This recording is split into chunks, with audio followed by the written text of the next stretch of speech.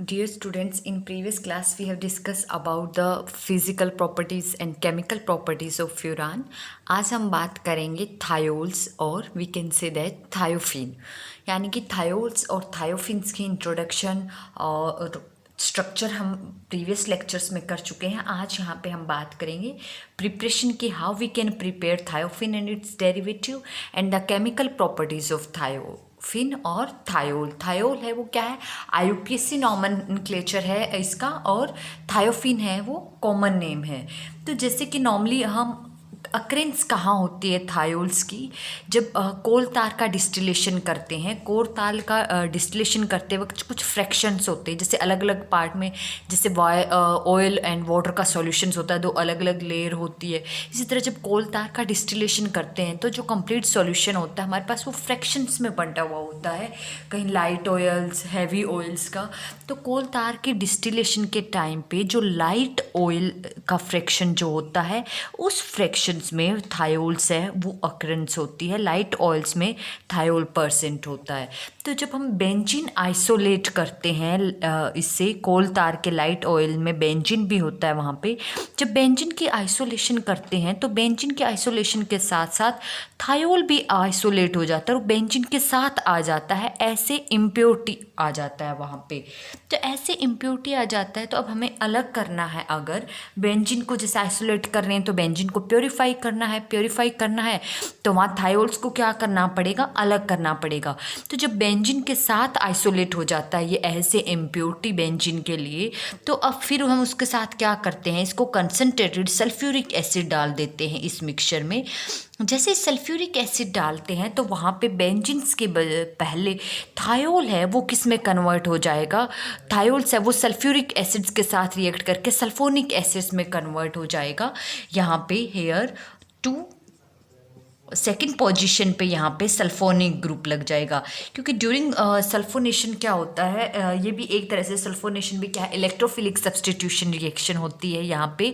तो जिस तरह से पायरोल, फ्यूरान ये रिएक्ट करते हैं, उसी तरह थायोल्स भी सल्फोनेशन हो जाता है और यहाँ पे सल्फोनिक ग्रुप है वो अल्फा पोजिशन पे अटैच हो जाता है। तो साथ ही इसके साथ बेंजीन, तो जैसे ही सल्फ्यूरिक एसिड डाला, थायोल जो सल्फोनिक एसिड में कन्वर्ट हुआ, ये तो सॉल्यूबल होता है यहाँ पे, ये वाटर में क्या हो जाएगा, डिसॉल्व। जब इस पूरे मिक्सचर हमने कंसिडर है, एक्वस मीडियम तो है ही वहाँ पे लाइट ऑयल के साथ, तो ये जो सल्फोनिक एसिड बना है, थायोल सल्फोनिक एसिड्स, ये वाटर में डिसोल्व हो जाएगा। जबकि बेंजीन है, बेंजीन पे कोई इफेक्ट नहीं आएगा, benzene as it is mixture में पड़ा रहेगा। अब हमारे पास जो मिक्सचर है उसमें बेंजीन है वो तो इनसॉल्यूबल फॉर्म में है, वो तो डिसोल्व हुआ ही नहीं, और जो थायोल था बेंजीन के साथ वो इस सल्फोनिक एसिड्स में कन्वर्ट होकर वो वाटर में डिसोल्व हो गया है।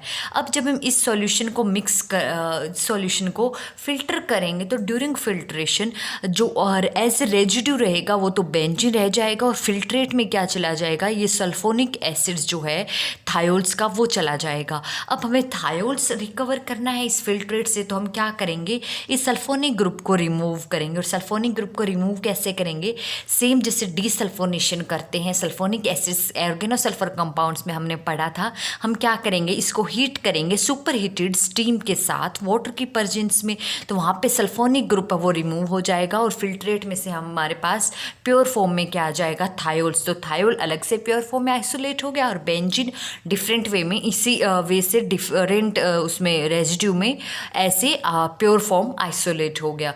तो इस तरह से थायोल है वो नेचुरली, हम बेंजीन जब आइसोलेट करते हैं कोल तार से तो उसी के साथ साथ थायोल भी आइसोलेट कर सकते हैं। Next, how we can prepare the thiophene और थायोल्स। प्रिपरेशन के लिए सबसे पहला मेथड है सोडियम सक्सीनेट। सोडियम सक्सीनेट से कैसे बना सकते हैं, पहले तुम्हें पता होना चाहिए सोडियम सक्सीनेट होता क्या है। जैसे सक्सीनिक एसिड का सोडियम डेरिवेटिव, सक्सीनिक एसिड क्या होता है, 1,4 डाइकार्बोक्सिलिक एसिड। 1,4 डाइकार्बोक्सिलिक एसिड अगर हम बनाएं तो क्या हो जाएगा, फर्स्ट और फोर्थ पोजीशन पे क्या हो, डाइकार्बोक्सिलिक ग्रुप।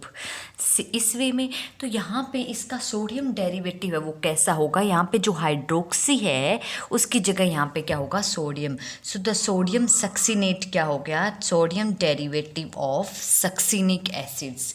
तो यहाँ पे क्या है, जब सोडियम सक्सीनेट को हम हीट करते हैं लेबोरेटरी में प्रिपेयर कैसे करते हैं थायोफिन को, इसी मेथड से करते हैं जहाँ पे सोडियम सक्सीनेट को हीट करते हैं फोस्फोरस ट्राइसल्फाइड के साथ, phosphor trisulphide that is P2S3, and during heating sodium succinate है वो किस में कन्वर्ट हो जाएगा, थायोल्स में, इन प्रेजेंस ऑफ फोस्फोरस ट्राइसल्फाइड। तो इस मेथड्स में हम थायोल है वो प्रिपेयर कर सकते हैं सोडियम सक्सीनेट से। नेक्स्ट मेथड है फ्रॉम एसिटाइलिन। थायोल को जब कॉमर्शियल स्केल पे प्रिपेयर करते हैं तो हम एसिटाइलिन से प्रिपेयर करते हैं। इस केस में क्या करते हैं कि एसिटाइलिन और हाइड्रोजन सल्फाइड के मिक्सचर को हाई टेम्परेचर पे एल्यूमिना की सरफेस से पास करवाते हैं। एल्यूमिना यहाँ पे क्या करता है, ऐसे कैटलिस्ट का काम करता है, और अप्रोक्सीमेटली टेम्परेचर लेते हैं हाई टेम्परेचर 673 केल्विन पे। तो इस टेम्परेचर पे एसिटाइलिन और हाइड्रोजन सल्फाइड आपस में रिएक्ट करके कन्वर्ट हो जाते हैं हेट्रोसाइक्लिक कंपाउंड्स थायोल्स में। तो in this manner we can prepare the thiols from acetylene and hydrogen sulfide, and here hydrogen gas as a side product. Similarly third method है butane से हम कैसे प्रिपेयर कर सकते हैं। तो कॉमर्शियल लेवल पे हम एसिटाइलिन के साथ साथ ब्यूटेन से भी थायोल्स की प्रिपरेशन करते हैं। इस मेथड में हम क्या करते हैं, जैसे कि ब्यूटेन ले लिया और ब्यूटेन को वेरी हाई टेम्परेचर पे सल्फ़र के साथ ट्रीट करते हैं। सल्फ़र के साथ हम हीट करते हैं। यहाँ पे अप्रोक्सीमेटली सल्फ़र के साथ जब हीट करेंगे सल्फ़र एटम एंड टेम्परेचर है वो अप्रोक्सीमेटली 923 केल्विन पे जब हीट करते हैं तो ब्यूटेन है वो साइक्लाइज होके क्या बनाएगा, हेट्रोसाइक्लिक कंपाउंड सल्फर कंटेनिंग। जब सल्फर के साथ हीट करेंगे तो sulphur containing heterocyclic compound that is thiols, and साथ में बनाएगा हाइड्रोजन सल्फाइड गैस। तो यहाँ पे अगर के रिएक्शन को हम बैलेंस करेंगे दिस केमिकल इक्वेशन तो यहाँ पे 4 टाइम्स हायर होगा। ब्यूटेन का 1 मोल होगा तो यहाँ पे 4 मोल्स ऑफ सल्फर एंड यहाँ पे 3 मोल्स ऑफ हाइड्रोजन सल्फाइड और 1 मोल ऑफ थायोल्स। तो इस मेथड से हम ब्यूटेन और एसिटाइलिन से हम कमर्शियल लेवल पे बनाएंगे और सोडियम सक्सीनेट से हम लेबोरेटरी लेवल पे प्रिपेयर करते हैं। लास्ट मेथड है हम कैसे बनाएंगे 1,4 डाइकार्बोनिल कंपाउंड से पालनोड सिंथेसिस, जैसे कि हमने पायरोल के केस में भी किया था, फ्यूरान के केस में भी किया था। तो यहाँ पे थायोल्स के केस में भी पालनोड ने सिंथेसिस दी थी। पालनोड सिंथेसिस में हम क्या यूज़ करते हैं, 1,4 डाइकार्बोनिल कंपाउंड्स यूज़ करते हैं। 1,4 डाइकार्बोनिल कंपाउंड्स में जैसे पायरोल के केस में क्या था, 1,4 डाइकार्बोनिल कंपाउंड्स को हमने ट्रीट किया था अमोनिया के साथ। तो वहाँ पे पायरोल यानी कि नाइट्रोजन कंटेनिंग हेट्रोसाइक्लिक कंपाउंड्स बनाया था। जहाँ फ्यूरान के केस की बात है, फ्यूरान के केस में हमने डिहाइड्रेटिंग एजेंट यानी कि सेम ये कंपाउंड लिया था रिएक्टेंट एक, और दूसरा फॉस्फोरस पेंटा ऑक्साइड यानी कि जहाँ पे oxygen containing 5 membered heterocyclic compound बनाया था। अब पालनोड ने जब थायोल्स बनाना है, थायोल्स में क्या होता है सल्फर कंटेनिंग, तो जब हम 1,4 डाइकार्बोनिल कंपाउंड है ये यहाँ पे एसीटोनाइल एसीटोन, इसको जब हम हीट करेंगे इन प्रेजेंस ऑफ फॉस्फोरस पेंटासल्फाइड के साथ, फॉस्फोरस पेंटासल्फाइड P2S5 और अप्रोक्सीमेटली हीट करेंगे तो उस केसेस में क्या होगा, यहाँ पे हाई टेम्परेचर पे सब्सटीट्यूटेड डेरिवेटिव बनेगा। यहाँ पे जो थायोल्स है सब्सटीट्यूटेड थायोल्स बनेगा alpha position that is second and 5th position है वो क्या होंगे मिथाइल से सब्सटीट्यूटेड होगी। या फिर कह सकते हैं हम डेरिवेटिव पालनोड सिंथेसिस था वो क्या था कि हम डेरिवेटिव कैसे बना सकते हैं वो दिया था। जैसे कि पायरोल के केस में भी हमने डेरिवेटिव्स बनाए थे पायरोल्स के, फ्यूरान के केस में भी, और सिमिलरली थायोल्स में भी सिंपल थायोल्स नहीं बल्कि डेरिवेटिव्स ऑफ थायोल प्रिपेयर करते हैं हम पालनोड सिंथेसिस से। So these are 4 methods for the synthesis of thiols. Next physical properties and chemical properties. Physical and chemical properties की बात करें तो फिजिकल प्रॉपर्टीज़ में थायोफिन है वो कलरलेस लिक्विड है, having boiling point approximately 357 kelvin temperature होता है बॉइलिंग टेम्परेचर। स्मेल है वो बेंजीन लाइक स्मेल होती है। एंड सॉल्युबिलिटी की प्रॉपर्टी की बात करें तो जैसे कि पायरोल और फ्यूरान के केस में हमने डिस्कस किया था नॉन पोलर कंपाउंड्स हैं तो वाटर में क्या है इनसॉल्युबल होते हैं, और alcohol and ether organic solvent में ये सॉल्युबल होते हैं।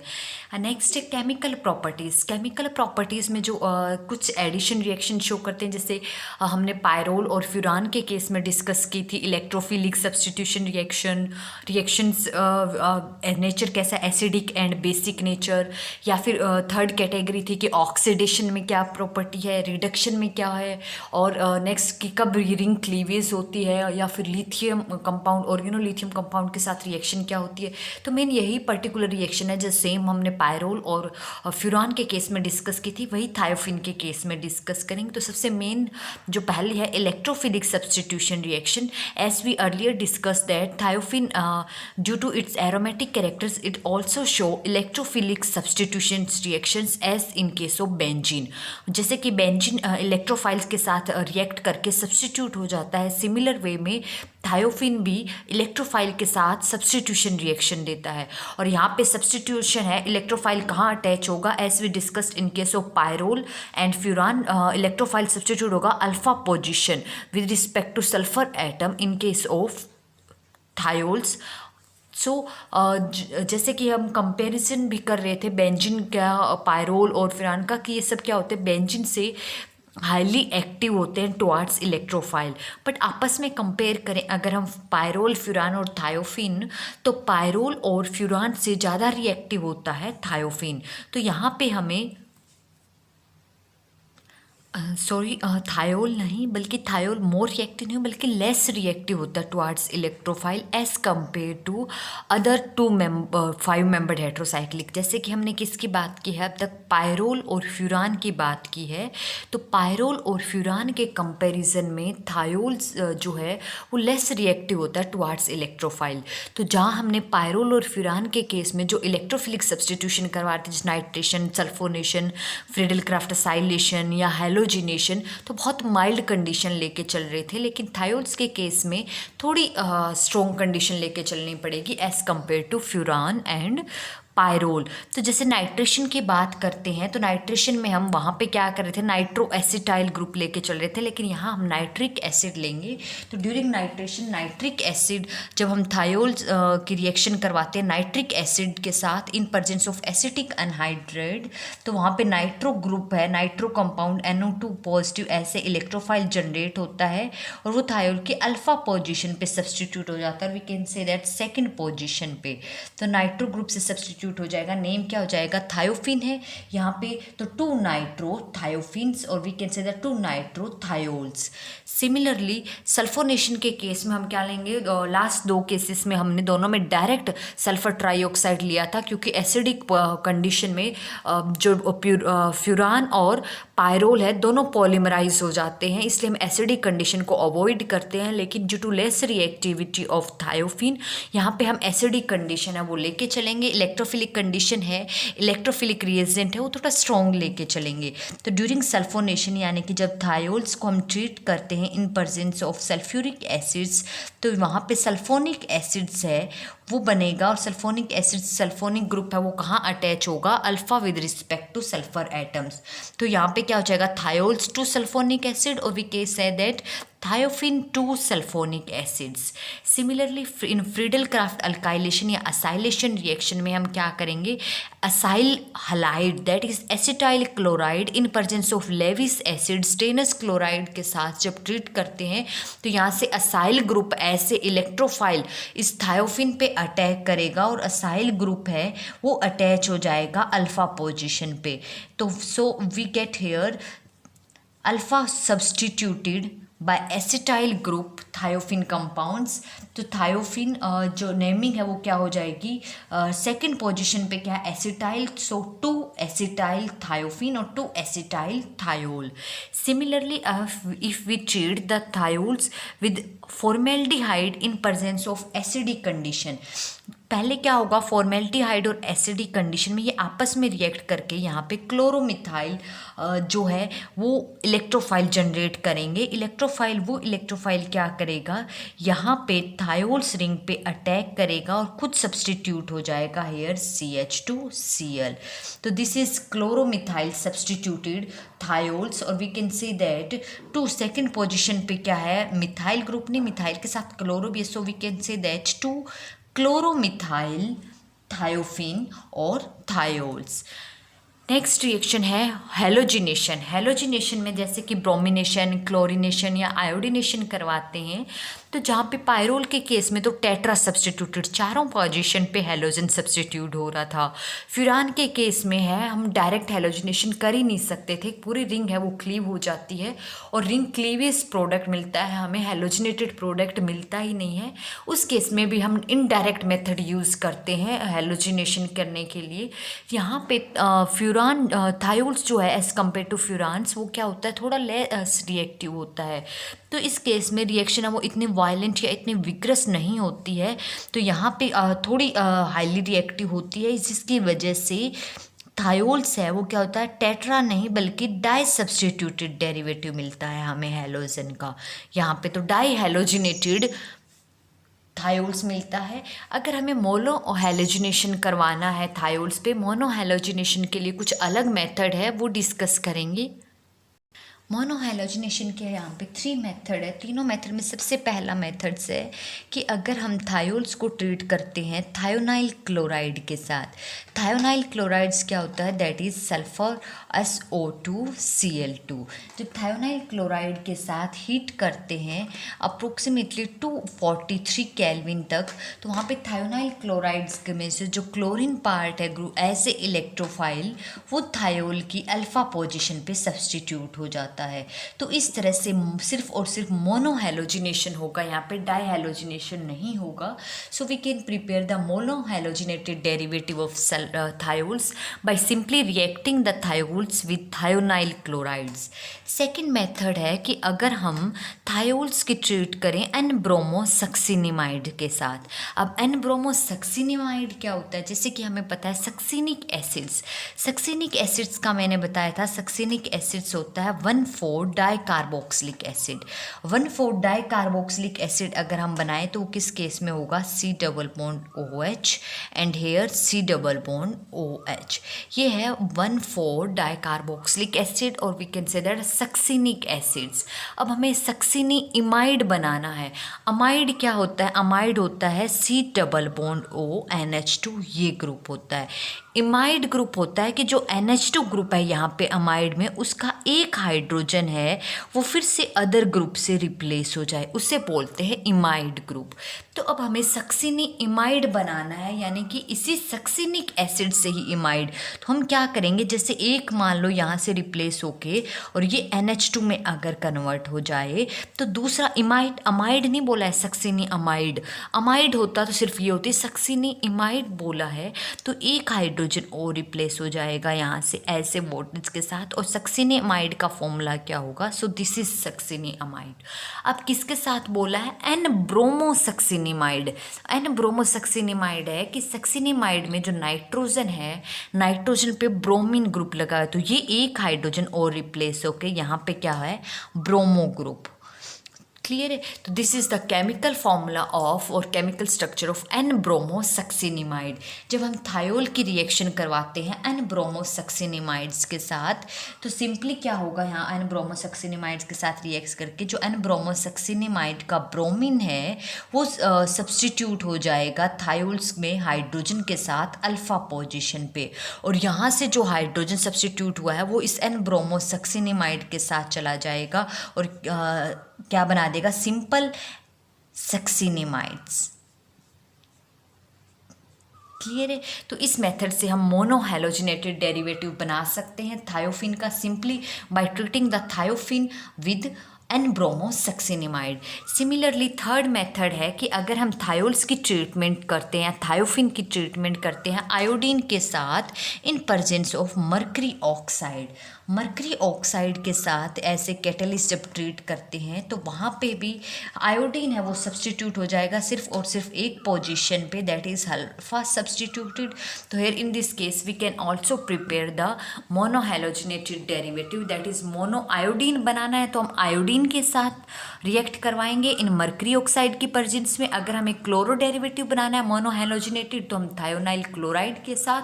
अगर हमें ब्रोमो डेरिवेटिव चाहिए मोनो ब्रोमो हेलोजिनेटेड डेरिवेटिव तो वहाँ हम अन ब्रोमो सक्सिनिमाइड। तो डिफरेंट हेलोजन्स के साथ डिफरेंट मेथड्स है मोनो हेलोजिनेटेड डेरिवेटिव बनाने का थायोफिन्स का अलग अलग कंडीशन में। सेकेंड केमिकल प्रॉपर्टी है reaction of thiophene with N butyl lithium. जब हम थायोल की रिएक्शन करवाते हैं ब्यूटाइल लिथियम के साथ, butyl lithium that is CH3CH2 4 membered hydrocarbon CH2 और यहाँ पे लिथियम। ये क्या है, एक तरह का ऑर्गेनोलिथियम कंपाउंड है, ऑर्गेनोमेटालिक कंपाउंड है जिसमें मेटल एटम क्या है, यहाँ पे लिथियम है।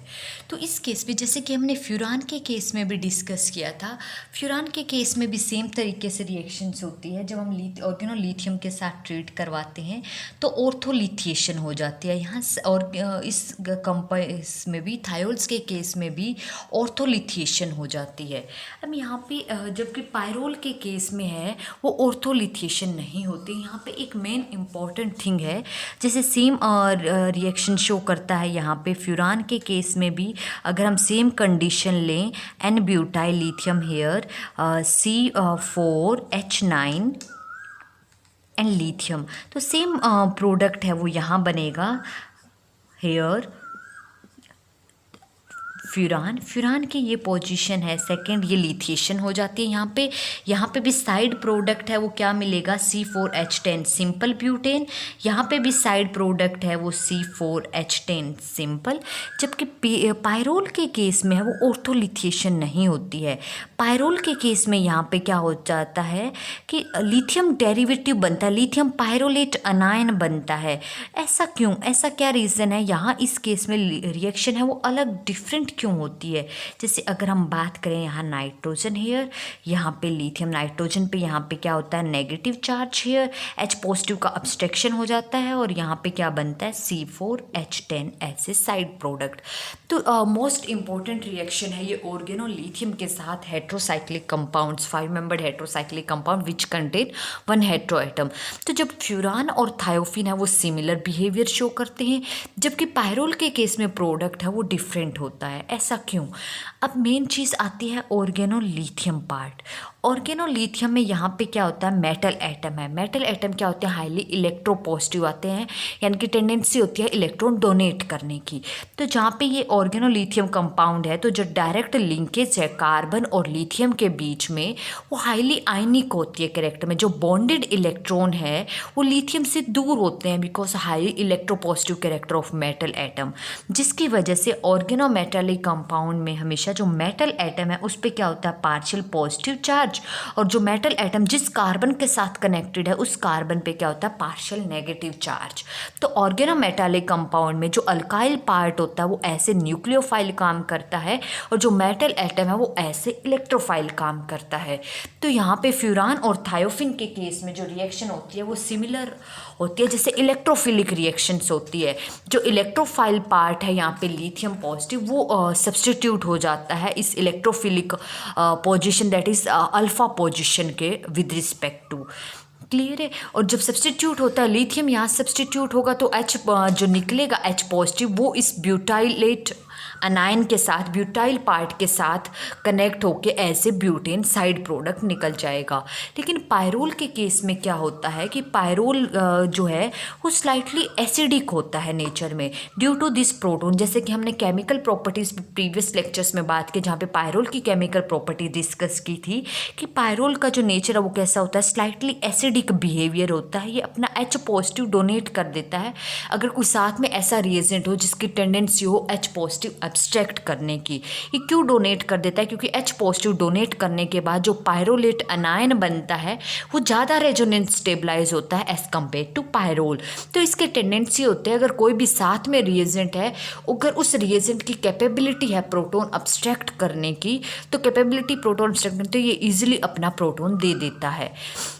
तो जबकि यहाँ फ्यूरान और थायोफिन के केस में ऐसा कोई कैपेसिटी नहीं है कि ये अपना H पॉजिटिव दे दे, एसिडिक बिहेवियर शो करे। तो यहाँ पे अब बात आती है ब्यूटाइल लिथियम की।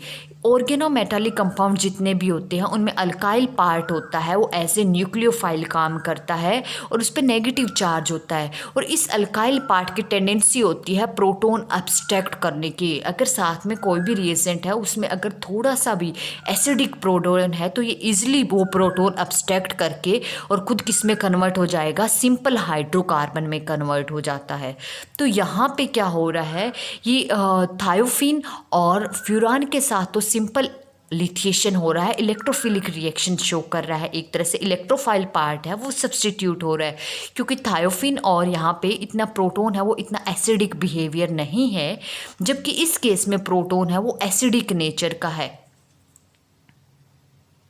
पायरोल के केस में जो एसिडिक प्रोटोन है पायरोल के पास, तो यहाँ से क्या करेगा, ये जो अल्काइल पार्ट है, नेगेटिवली चार्ज अल्काइल पार्ट, वो प्रोटोन इमिडिएटली प्रोटोन अब्स्ट्रैक्ट करके खुद किस में कन्वर्ट हो जाएगा, ब्यूटेन में, और ब्यूटेन में कन्वर्ट हो जाएगा तो पायरोलेट अनायन बना, और यहाँ पे सिंपल आयनिक अट्रैक्शन में पॉजिटिव चार्ज ये लिथियम इसके पास कनेक्ट हो जाएगा। तो यहाँ पे क्या बना है, लिथियम आयन बना है, लिथियम पायरोलेट अनायन बनेगा, जबकि थायोफिन और फ्यूरान के केस में ऑर्थोलिथिएशन होगी, पायरोल के केस में ऑर्थोलिथिएशन नहीं होगी इन प्रेजेंस ऑफ अनब्यूटाइलिथियम और ऑर्गेनोलिथियम कंपाउंड्स। अब जो ऑर्थोलिथिएशन कंपाउंड बना है, ऑर्थोलिथिएशन कंपाउंड बना है, ये हाईली इंपॉर्टेंट होता है इन ऑर्गेनिक केमिस्ट्री, क्योंकि यहाँ पे एक फिर से एक नया ऑर्गेनोलिथियम कंपाउंड जनरेट हो गया है। यहाँ पे ये अब ऐसे अल्काइल और अराइल पार्ट है, और यहाँ पे ये लिथियम मेटल एटम है। तो जैसे सिंपल कोई भी ऑर्गेनोलिथियम कंपाउंड है, रिएक्शन शो करता है कार्बन डाइऑक्साइड के साथ, तो सिमिलरली ये भी कार्बन डाइऑक्साइड के साथ रिएक्शन देगा, एंड आफ्टर दैट हाइड्रोलिसिस ये किस में कन्वर्ट हो जाएगा, जहाँ पे लिथियम पार्ट है वो कहाँ पे किस में कन्वर्ट हो जाएगा, कार्बोक्सिलिक ग्रुप में कन्वर्ट हो जाएगा, and here we again the carboxylic group substituted alpha position with respect to thiols. तो इन दिस मैनर हम क्या बना सकते हैं, यहाँ पे थायोल्स की ऑर्गेनोलिथियम कंपाउंड के साथ रिएक्शन करवा के हम थायोफिन 2 कार्बोक्सिलिक एसिड्स बना सकते हैं। तो जो ऑर्गेनोलिथियम कंपाउंड रिएक्शन शो करता है वो सारी रिएक्शन ये ऑर्थोलिथिएटेड थायोल्स है वो भी शो करेगा। थर्ड कैटेगरी है रिडक्शन। जब हम थायोल्स का थायोफिन का रिडक्शन करते हैं तो रिड्यूसिंग एजेंट क्या है, उसी पे थायोल्स का रिडक्शन है वो डिपेंड करेगा। अगर हम रिड्यूसिंग एजेंट है वो कैटेलिटिक रिडक्शन करें, दैट इज़ अगर हम थायोफिन को ट्रीट करेंगे हाइड्रोजन के साथ इन प्रेजेंस ऑफ निकल, प्लेटिनम और पैलाडियम, तो कैटेलिटिक रिडक्शन की प्रेजेंस में थायोल्स या फिर थायोफिन्स है वो कम्प्लीटली रिड्यूस हो जाएगा, और किस में कन्वर्ट हो जाएगा, टेट्राहाइड्रो थायोल्स और टेट्राहाइड्रोथायोफिन्स। यानी कि कैटेलिटिक रिडक्शन है वो क्या करेगा, चाहे वो पायरोल का केस हो या फिर वो थायोफिन का केस हो या फिर फ्यूरान का केस हो, कैटेलिटिक रिडक्शन की प्रेजेंस में ऑर्थोसाइक्लिक कंपाउंड है वो कम्प्लीटली रिड्यूस हो जाएगा, और टेट्राहाइड्रो फ्यूरान या फिर टेट्राहाइड्रो पायरोल और वी कैन से दैट टेट्राहाइड्रोथायोफिन में कन्वर्ट हो जाता है। अगर हम यहाँ पे थायोफिन को ट्रीट करें alkali metal that is sodium in presence of liquid ammonia, liquid ammonia के साथ ट्रीट करेंगे, तो लिक्विड अमोनिया और सोडियम एटम, सोडियम का काम होता है यहाँ पे इलेक्ट्रॉन देने का, और अमोनिया का है प्रोटोन। तो इलेक्ट्रॉन प्रोटोन मैकेनिज्म से यहाँ पे क्या होगा, पार्शियल रिडक्शन होगा, और ड्यूरिंग पार्शियल रिडक्शन यहाँ पे 2,5 डाईहाइड्रो और 2,3 डाईहाइड्रोथायोफिन दोनों बनेंगे। जब 2 और 5 बनेंगे दैट इज यहाँ हाइड्रोजन एंड हेयर हाइड्रोजन, यहाँ पे double bond 2,5 dihydrothiophene as well as 2,3 dihydrothiophene दोनों प्रोडक्ट बनेंगे। जब 2,3 बनेंगे तो सेकंड एंड थर्ड पोजीशन पे दैट इज यहाँ हाइड्रोजन और थर्ड पोजीशन पे यहाँ पे डबल बॉन्ड है वो एज इट इज रहेगा। तो sodium alkali metal in presence of liquid ammonia करवाएंगे तो यहाँ पे पार्शियल रिडक्शन होगा। जब हम किसी कंपाउंड की रिडक्शन करवाते हैं sodium in presence of liquid ammonia, so this is scientist बिस्ट ने दी थी, so this is known as बिस्ट रिडक्शंस। क्लियर है। In similar way next reaction with carbene, जैसे हमने फ्यूरान के केस में डिस्कस किया था, कार्बिन के साथ रिएक्ट करके फ्यूरान है वो साइक्लाइज हो रहा था। सेम वे में यहाँ पे हेट्रोसाइक्लिक कंपाउंड्स जब हम थायोफिन लेंगे, थायोफिन भी फ्यूरान की तरह बिल्कुल सिमिलर रिएक्शन शो करेगा। कार्बिन हम डायरेक्ट यूज़ नहीं कर सकते, कार्बिन का सोर्स यहाँ पे क्या यूज़ करेंगे हम, डाइजोमीथेन।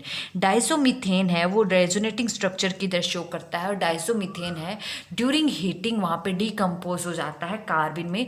सिमिलर वे में होगा जैसे हमने प्रीवियस लेक्चर में डिस्कस किया था, सेम वे में यहाँ दोबारा मैं मैकेनिज्म नहीं करवा रही हूँ, डायरेक्ट आपको प्रोडक्ट बना रही हूँ। जो यहाँ पे कार्बिन बनेगा, कार्बिन के साथ सिंपली क्या क्या हो जाएगा, 3 मेंबर्ड रिंग फ्यूज हो जाएगा यहाँ पे साथ में हेयर, एंड यहाँ पे this is the 3 membered ring. Clear है। तो डाइसोमीथेन की प्रेजेंस में यहाँ पे कार्बिन जनरेट होगा और कार्बिन के साथ रिएक्ट करके थायोफिन है वो साइक्लिक कंपाउंड साइक्लोप्रोपेन डेरिवेटिव बनाएगा फिर थायोल्स का। Clear. So these are the physical and chemical properties of thiols. In next lecture we will discuss the 6-membered heterocyclic compounds which contain one heteroatom, that is pyridine. Pyridine की हम structures, pyridines की methods of formation, that how we can prepare pyridine, and the chemical properties, physical properties of pyridines, that we will discuss in next lecture. Thank you.